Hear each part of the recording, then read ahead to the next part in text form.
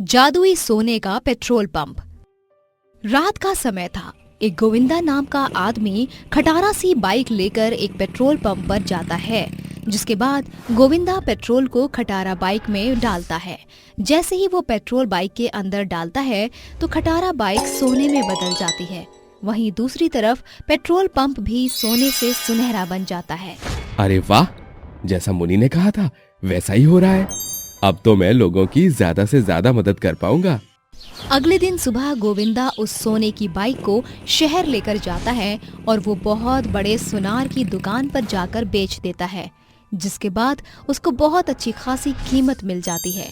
उन पैसों से वो अपने गांव की एक शिल्पा नाम की छोटी सी लड़की का कैंसर का इलाज करवाता है। बिटिया, तुम चिंता मत करो, कुछ ही समय में तुम बिल्कुल पहले की तरह हो जाओगी। अरे दादाजी, अगर आप ऐसे रोते रहोगे तो बिटिया को कौन संभालेगा। गोविंदा बेटा, तुम बहुत अच्छे हो। आज तुम्हारी वजह से मैं अपनी बेटी को बचा पा रहा हूँ। भगवान तुम्हारा हमेशा भला करे बेटा। गांव के सभी लोग गोविंदा को बहुत पसंद करते थे क्योंकि गोविंदा एक बहुत ही अच्छा आदमी था।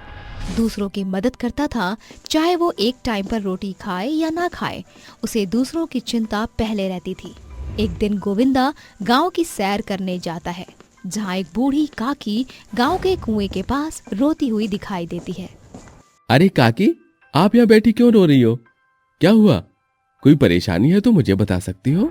बेटा, अब हम तो का क्या बताएं, हमारी पगड़ी उछलने की नौबत आ गई है। कुछ ही दिनों में हमारी बिटिया शगुन की शादी है, लेकिन हम पर शादी का कौनो जुगाड़ नहीं है। काकी, शगुन मेरी बहन जैसी है, उसकी शादी करने की जिम्मेदारी मेरी है। आप देखना, पूरे गांव में सबसे अच्छी मेरी बहन शगुन की शादी होगी। मैं सारा इंतजाम कर लूंगा, आप चिंता मत करो और खुशी खुशी शगुन की शादी की रस्में शुरू करो। गोविंदा उस रात अपने जादुई सोने के पेट्रोल पंप पर एक पुरानी सी कार लेकर जाता है। जिसके बाद वो पेट्रोल पंप से अपनी कार में पेट्रोल भरता है। देखते ही देखते कार सोने में बदल जाती है और साथ ही पूरा पेट्रोल पंप सोने के पेट्रोल पंप में बदल जाता है। मुझे बहुत खुशी है कि मैं लोगों की मदद कर सकता हूँ, लेकिन बहुत दुख भी है क्योंकि इसे हासिल करने के चक्कर में मैंने अपने परिवार को खो दिया। गोविंदा रोते हुए सोने की कार को अपने साथ ले जाता है। जिसके बाद गोविंदा उसे अगले दिन शहर में जाकर बेच देता है, जिससे उसे अच्छे खासे पैसे मिल जाते हैं और वो शगुन की शादी के लिए पूरा दहेज का सामान खरीद लेता है और उसकी शादी बहुत धूमधाम से कराता है। ऐसे ही धीरे धीरे वो गांव की सभी समस्याओं को खत्म कर देता है। एक दिन गोविंदा के पास एक कॉल आती है। हेलो, कौन? क्या बात है, अपने दोस्त को भूल गया? अरे कैसा दोस्त है तू? याद कर, हमने गांव में कितने गिल्ली डंडे खेले थे एक साथ। अरे भूपेश, तू है क्या? अरे कितने दिनों बाद तूने मुझे कॉल किया है। कितना अच्छा लग रहा है तुझसे बात करके। कहाँ है आजकल तू? भाई, मैं शहर में एक छोटी सी मोटर कंपनी पर काम कर रहा हूँ, लेकिन बहुत परेशान हूँ। ना तो मेरी सैलरी समय पर आती है और ना ही मेरे घर के खर्चे निकल पा रहे हैं। भाई, मेरे होते हुए तुझे टेंशन लेने की जरूरत नहीं है। तू एक काम कर, कल अपने परिवार को लेकर मेरे गांव आ जा, मैं तेरी सारी समस्याओं का समाधान कर दूंगा। गोविंदा की बात मानकर भूपेश शहर से गांव गोविंदा के पास आ जाता है। उसके बाद गोविंदा उसे अपने सोने के पेट्रोल पंप के पास लेकर जाता है। वहां पहुंचने के बाद गोविंदा खटारा बाइक में पेट्रोल डालता है। पेट्रोल डालते ही बाइक और पेट्रोल पंप सोने में बदल जाते हैं।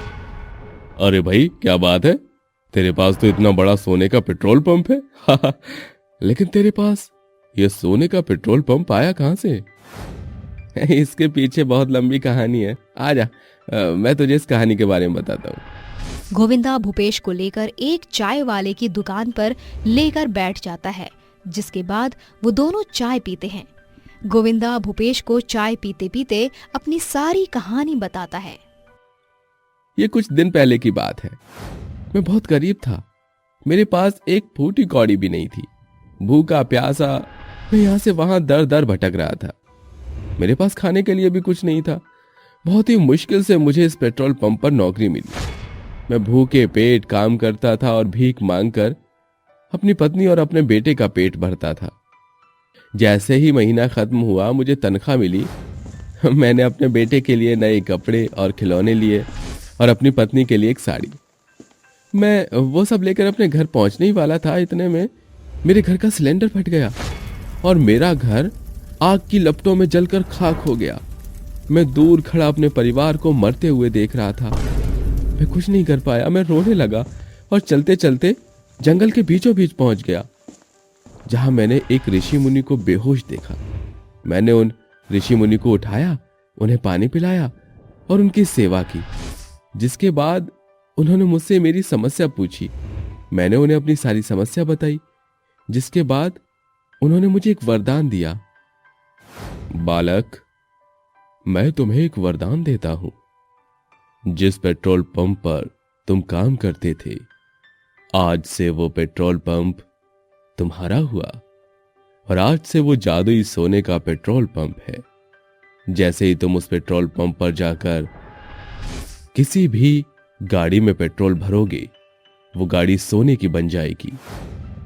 अगर आज तुमने कुछ खोया है तो कुछ पाया भी है, लेकिन हमेशा दूसरों की मदद करना और जादुई सोने के पेट्रोल पंप का इस्तेमाल अच्छाई के लिए करना।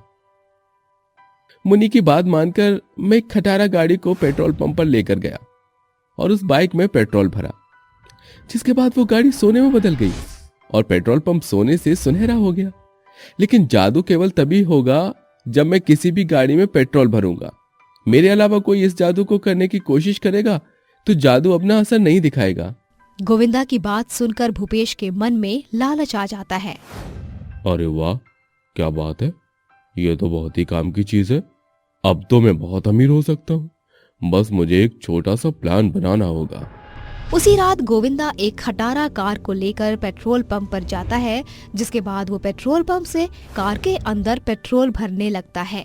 तभी वहाँ भूपेश एक ट्रक में कई सारी खटारा बाइक और कार ले आता है और गोविंदा के सर पर बंदूक रखकर कहता है, तूने बहुत समाज सेवा कर ली, अब मेरा वक्त है।